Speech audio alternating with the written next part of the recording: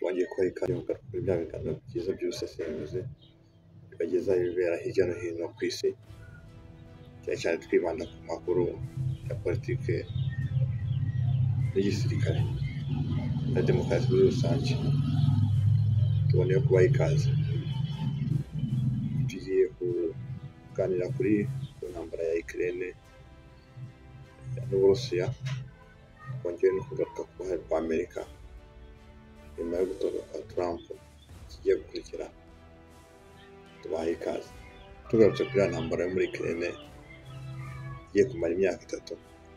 Kuri intambara yatangiye mu kwezi kwa kabiri tariki 24 umwaka w'2022. Intambara igiye irangwamo n'ibihugu byo muri NATO bitandukanye bagiye birwana ku ruhande rwa Ukraine. Uburusiya nabwo bagiye babafasha ku ruhande, ariyo Korea y'Amajyaruguru, kongeraho Iran n'Abashinwa bakajya banyuzamo wenda n'Abahinde ibintu bijyanye n'ubwato gakeya, ariko ntabwo byatinze cyane. Noneho tugiye kuganiraho nyirizina, ari ntabwo tugiye kwibanda ku ntambara, ahubwo tugiye kwibanda ku buryo izarangira ntambara muri Ukraine ko imaze igihe kinini gishoboka. Byagiye bivugwa ko Trump akivugira ko aramutse atowe ya ntambara muri Ukraine yayirangiza mu gihe kitarenze 24. Ariko kuri amasaha 24 avuga, buriya tugomba kumenya, buriya Amerika nubwo perezida aba ayoboye, ariko hari n'abandi baba bamuri hejuru ariko batagaragara. Twita ko perezida ari gukora, ariko hari abandi bantu baba biri inyuma cyane, kuko izi ntambara zose ntabwo kuko wenda ndabaha urugero dutoya mbere yuko twinjira muri iki kiganiro cyane. Amerika murayizi ko ari igihugu cyaranzwe no kurwanya intambara nyinshi, abatalibani,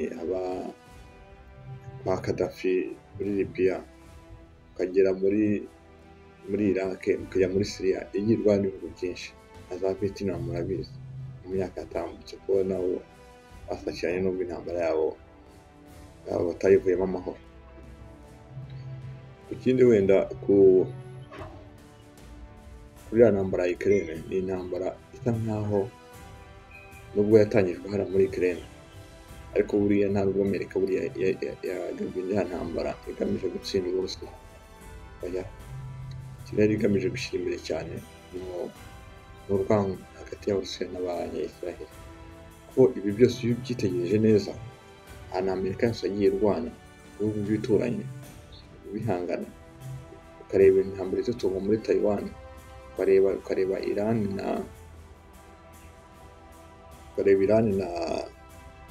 na Israel, ukagaruka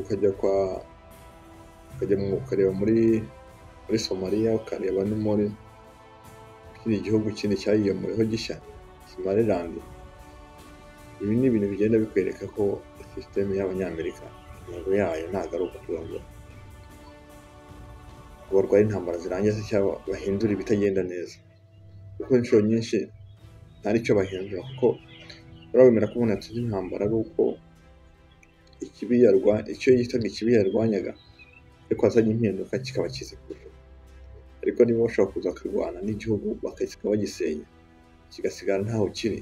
Barareba Iraq imyaka imaze guhera muri 2003 bayitera, Iraq nta hantu iri. Waje muri 2011 urakareba Syria basenye inakavuye gusa, ukareba muri Somalia intambara igiye kumara imyaka 60 yari Shabab. Mbese ni ibintu byo kwereka ko system ya Amerika ntabwo intego ari kugorora ibitari ku murongo. Ahubwo wenda twigarukira muri Ukraine kugira ngo mwumve logique irimo aho hantu. Ukraine n'Abarusiya ni abavandimwe.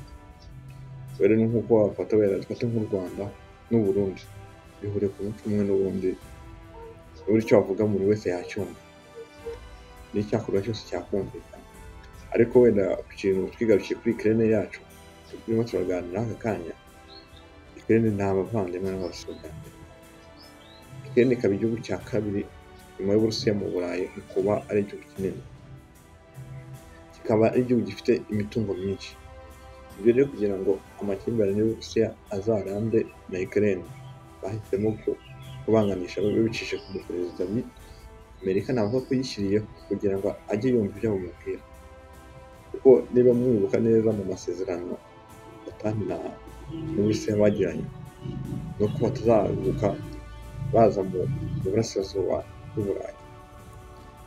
Ibi bintu leta yabirenzeho nyuma y'uko Uburusiya murabizi ko Ubudage ari igice cy'uburengerazuba akaba n'igice cy'uburasirazuba.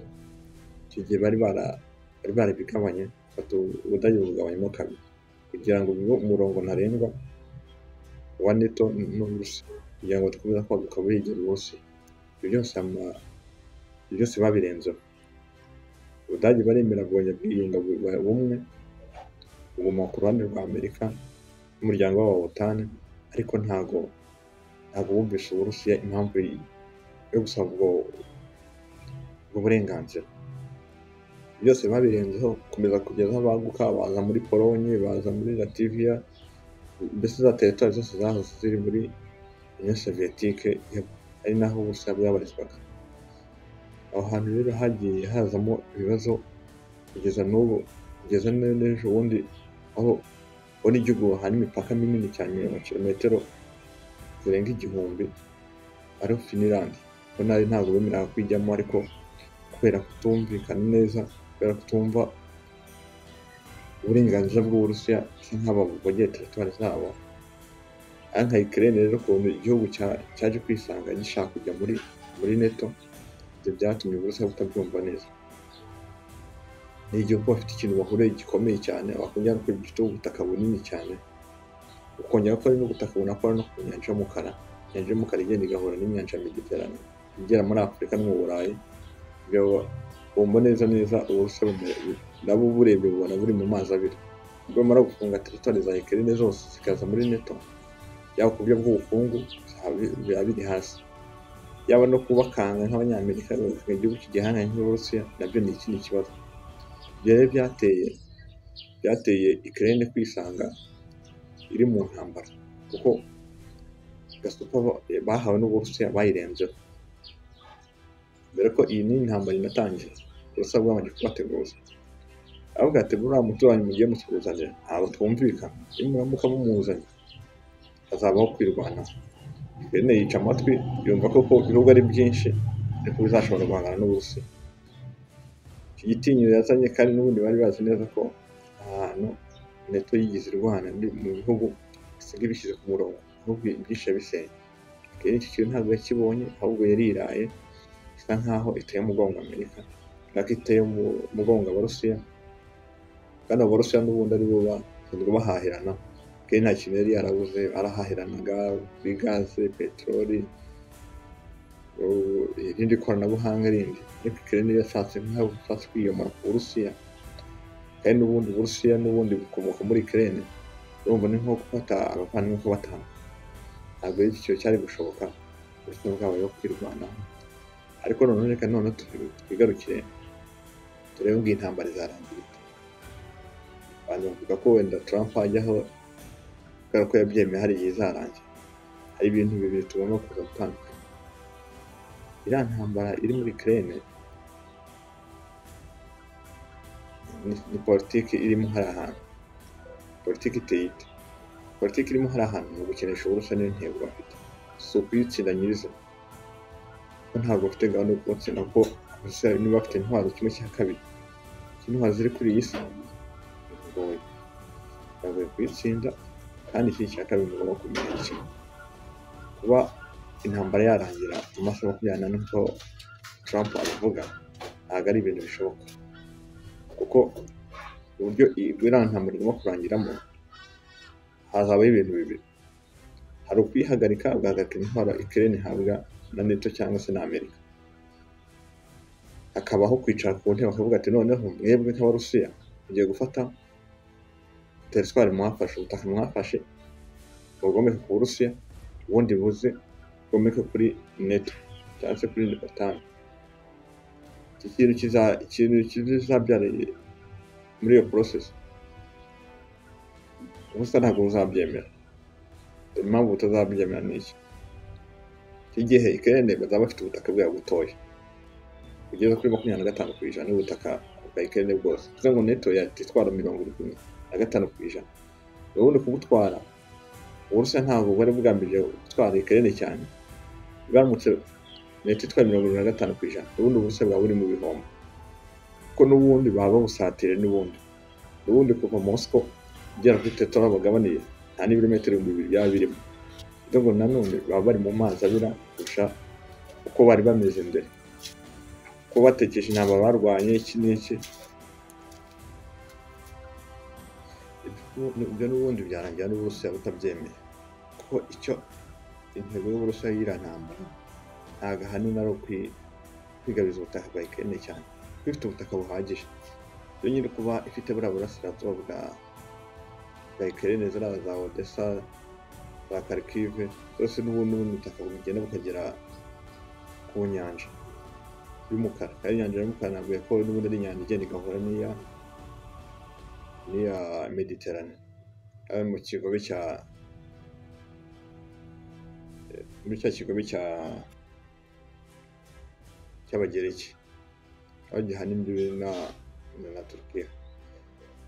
Ara n'ubundi ikintu kigomba kubaho kereka Donald Trump yumvikana n'Uburusiya akavuga ati kubera cya gice kigiye kwigenga gisigaye batafasha Uburusiya, kikaba ari igihugu cyigenga kiri aho, ariko kitari no muri NATO, kitari no muri Federasiyo y'Abarusiya, ariko kikaba ari igihugu gitanze umutekano hari, kuko ziriya teritwari n'ubundi uko byagenda kose ni teritwari ziri strategique cyane kuba zaporoteja Abarusiya.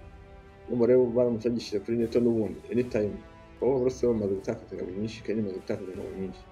Ntabwo Uburusiya rero barebye ibintu bamaze gutakaza, ntabwo bakomeza gutakaza kandi bazi impamvu batakaje. Icyo gihe haba habaye kwirengagiza icyatumye binjira muri ya ntambara ya Ukraine, Abarusiya bagahangana nabo. Niyo mpamvu hari ahantu ikintu wenda Trump azakora kikumvikana, ni uko agomba kuzafata Ukraine, cya gice kitarafatwa n'Abarusiya, akagiha ubwigenge bakareka Ukraine ikigenga, ariko nanone na NATO bwa butaka ntibwomekeho bwa Ukraine busigaye. Biramutse bwiyemetseho n'ubundi intambara yakomeza, ntabwo yaba irangije intambara. Urumva rero hari ahantu hari imbogamizi nyinshi. Abantu benshi bibaza ukuntu cya gihugu kizabaho nyuma y'aya matora. Rero nuko bizagenda, uko bizagenda nta kundi ni uko. Ntabwo Uburusiya buzemera ko buhagarika intambara badafite umurongo muzima bahagarariyeho. Nta nubwo Ukraine nayo izajya muri NATO nk'uko Bwana Zelensky abikeneye. Ntabwo bizashoboka, kuko intambara, icyatumye binjira mu ntambara nicyo. Abantu benshi ntabwo bamenye impamvu y'iriya ntambara Ukraine yatangiye, nicyo cyayitangije. Ni uko batumvikanye kuri iyo gahunda ya NATO n'Uburusiya. Turabashimiye, mugire ibihe byiza, bari kumwe na Bruno, naho ubutaha.